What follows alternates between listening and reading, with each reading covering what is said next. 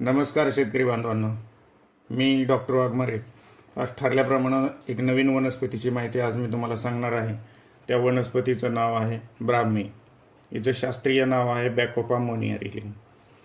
तर ह्या वनस्पतीला मराठीमध्ये निर्ब्राह्मी म्हणतात, संस्कृतमध्ये ब्राह्मी जलनिंब सरस्वती एंट्री असं म्हणतात, हिंदीमध्ये जलनिंब ब्राह्मी आणि इंग्रजीमध्ये थायलिवूड ग्रॅटिओला असं म्हणतात.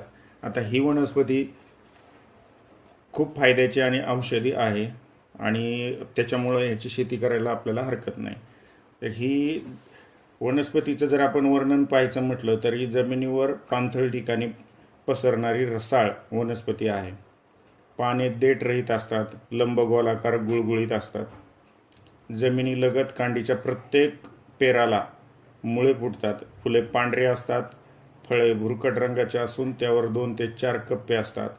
बी अतिशय बारीक चपट्या असते. ते फुलं आणि फळं याला असतात. तर नैसर्गिकरित्या हिचा स्रोत कुठं तर नदी, नाले व इतर पाणथळ दलदलीच्या ठिकाणी संपूर्ण महाराष्ट्रात ही आढळते.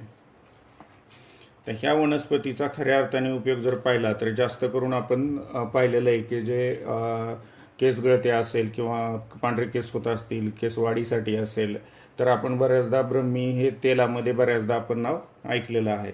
तसंच मेंदूचा विकास, त्याची बुद्धिमत्ता वाढवण्यासाठी याचा जास्त प्रमाणात उपयोग केला जातो. स्मरणशक्ती वाढवण्यासाठी, म्हणजे डोक्याचा जो भाग आहे ह्या भागावर जसं की डोळे वगैरे असतील याच्यासाठी सुद्धा याचा खूप चांगला उपयोग केला जातो.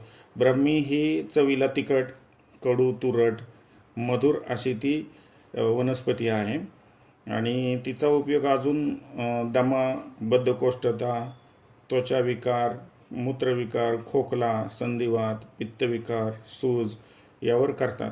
लहान मुलांच्या खोकल्यावर याचा रस पाजल्यास ताबडतोब आराम मिळतो.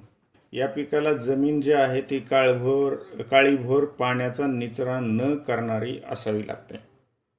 हे वाक्य मी पुन्हा एकदा बोलतो. या पिकासाठी जमीन काळीभोर पाण्याचा निचरा न करणारी असावी.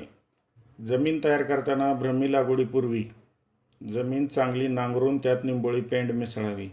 जमिनीतील तण संपूर्ण काढून टाकावे. 10x10 किंवा सोयीप्रमाणे वाफे तयार करावेत. पाण्यासाठी प्रत्येक वाफ्यासाठी पाट तयार करावे. त्याची लागवड कलमाद्वारे केली जाते. याच्या पानांवर किंवा खोडांवर मावा, तुडतुडे यांचा प्रादुर्भाव होऊ शकतो. त्यामुळे झाडे कोमेजल्यासारखी दिसतात व नंतर पिवळी पडून सुकून जातात. निंबिसिडिनच्या द्रावणाची फवारणी गरजेप्रमाणे करावी. पीक काढणी ही ऑक्टोबर-नोव्हेंबर महिन्यामध्ये करावी. जमिनीपासून 4 ते 5 सेंटीमीटर अंतरापर्यंतचा भाग कापून काढावा, म्हणजे जमिनीतील भाग पुढच्या पिकाच्या पेरणीसाठी वापरता येतो. तसेच जून महिन्यातही थोडेफार पीक मिळते. ही खूप लाभदायक वनस्पती आहे आणि या वनस्पतीला आपण पाहतो की ह्या वनस्पतीप्रमाणेच बऱ्याच लोकांना गैरसमज असे आहेत की मंडूक पर्णी आणि हिचे दोन्हीचे गुणधर्म जवळजवळ सारखे असल्या कारणाने काही लोक मंडूक पर्णीला सुद्धा ब्राह्मी असं समजतात. पण मंडूक पर्णी वेगळी आहे आणि ब्राह्मी वेगळी आहे. ते दिसायला सुद्धा वेगळे आहेत. आता मी दुसरा जो व्हिडिओ बनवणार आहे तो मंडूक पर्णीचा बनवणार आहे. त्या वेळामध्ये तुम्हाला ह्याचे फोटो पहा, त्याचे फोटो पहा, तुमच्या लगेच लक्षात येईल.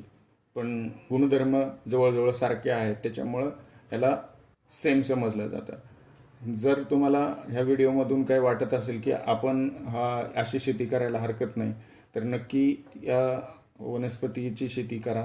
यातून आर्थिक बाबी तुमच्या व्यवस्थित होतील आणि नवीन पीक केल्याचा आनंदही मिळेल, उत्पन्नही चांगलं होईल. धन्यवाद.